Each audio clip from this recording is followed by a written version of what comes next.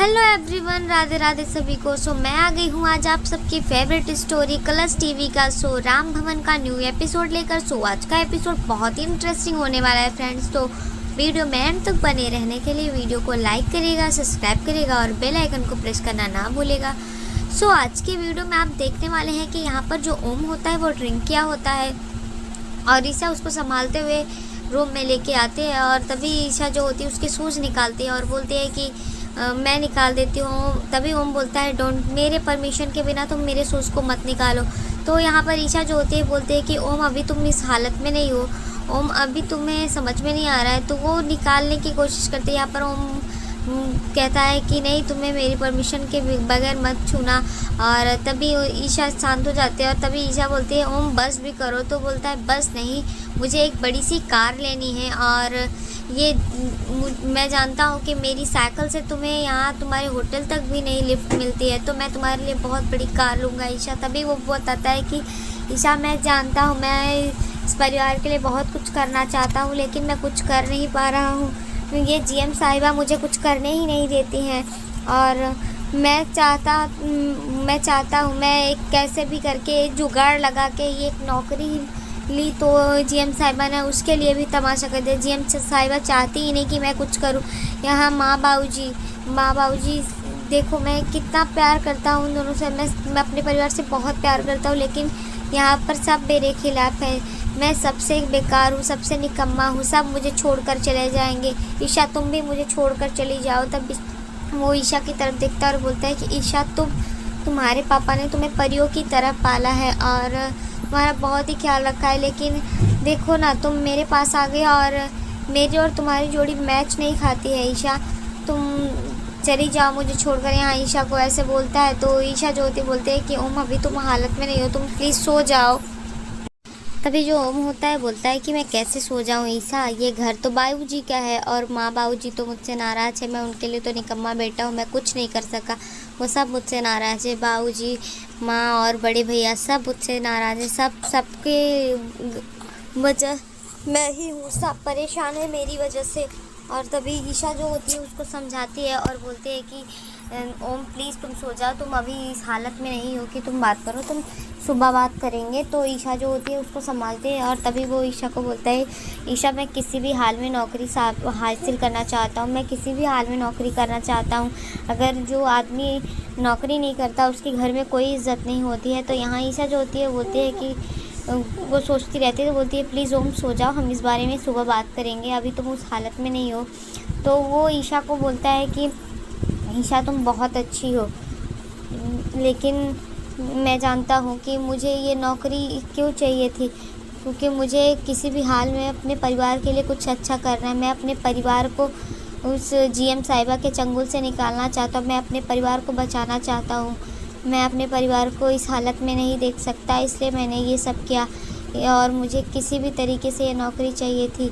मेरा कोई गलत इरादा नहीं था, मुझे नौकरी की बहुत ज़रूरत थी। तो ये सब चीज़ें वो बता रहा होता है यहाँ पर ईशा को और ईशा जो होती है उसकी बात को समझने की भी कोशिश करते हैं। यहाँ पर गायत्री जो होती है वो खुश हो रही होती है क्योंकि उसने जो चाहा था उसका वो काम हो गया। फाइनली उसने ये ओम को नीचा दिखाई दिया है तो वो खुश हो जाती है। और यहाँ दूसरी तरफ देखेंगे कि ईशा जो होती है उसको संभालते हुए ओम को बोलते हैं कि सो जाओ। यहाँ पर ओम सो जाता है। यहाँ दूसरी तरफ देखेंगे कि जैसे ही सुबह होती है तो सूरज की रोशनी निकल जाती है तो ईशा जो होती है पर्दे खोल देती है जिससे कि ओम के ऊपर सूरज की रोशनी जाती है और ओम उठ जाता है। तभी ईशा बोलती है कि उठ जाओ और नींबू पानी पी लो, फ्रेश हो जाओ जल्दी से। और तभी वो बोलता है कि लगता है मामला कुछ गर्म है। और तभी वो ईशा से बोलता है कि ईशा मैंने कल ज़्यादा कुछ तमाशा कर दिया था। उसने बोला हाँ तमाशा तो किया था। तो ईशा बोलती है कि जल्दी से तैयार हो जाओ। तभी वो तैयार होता है, तभी वो तैयार होके आता है तो बोलता है कि आज मुझे कुछ अच्छा लग रहा है, अभी साबुन की खुशबू आ रही है। तो ईशा जो बोलती है कि तुम वो नौकरी करने नहीं जाओगे। यहाँ पर जो ओम होता है नौकरी के लिए तैयार हो रहा होता है तो ईशा उसको मना करती है कि तुम्हें वो नौकरी नहीं करनी। तभी वो बोलता है कि ईशा मुझे वो नौकरी करनी है और किसी भी हाल में करनी है क्योंकि बड़ी मुश्किल से मैंने वो नौकरी हासिल की है। तो ईशा बोलती है कि जो अपने परिवार के लिए हमेशा लड़ता है, जो अपने परिवार की हर मुश्किलों के लिए लड़ता है और बोलता है, अपने हक़ के लिए बोलता है, लड़ता है, परिवार के हर हक़ के लिए खड़ा हो जाता है। तो आज वो किसी का हक़ खा कर के, किसी को नौकरी खा कर के नौकरी करेगा, तुम ऐसा नहीं करोगे। तभी वो बोलता है, ईशा मैं ये चीज़ करूँगा, यहाँ पर कोई चीज़ आसानी से नहीं मिलती है और मैंने बड़ी मुश्किलों से इस चीज़ को हासिल किया है, तो मैं इस चीज़ को करूँगा और काम में मैं पूरी ईमानदारी लगा दूँगा, मैं जी जान से करूँगा। तो ईशा जो होती है बोलती है कि ठीक है, तुम्हें जो भी करना हो करो, लेकिन तुम ये नौकरी नहीं करोगे। तो वो बोलता है कि नहीं ईशा, मैं ये नौकरी तो करूँगा, चाहे जो भी हो जाए, चाहे क्यों तुम ही ना मुझे रोको, और ये तुमसे क्या मतलब है, मैं तुम्हारी नौकरी के बीच में नहीं आ रहा, तो तुम क्यों आ रही हो।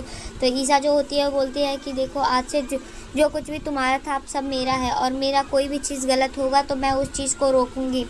तो वो वहाँ पर उसको रोकती हुई नज़र आती है। यहाँ पर जो गायत्री की बहन होती है गरिमा, वो ये सब बातें सुन रही होती है, तो वो दौड़ते दौड़ते भाग के जाती है। यहाँ पर गरिमा को बताती है कि दीदी, आपने जो कल रात में आग लगा चिंगारी फेंकी थी वो आग में बदल गई है। यहाँ पर ओम और ईशा जो है वो लड़ते हुए नज़र आ रहे हैं, तो वो बहुत खुश हो जाती है और फाइनली उसका काम हो जाता है, तो वो खुशी तो होगी ही।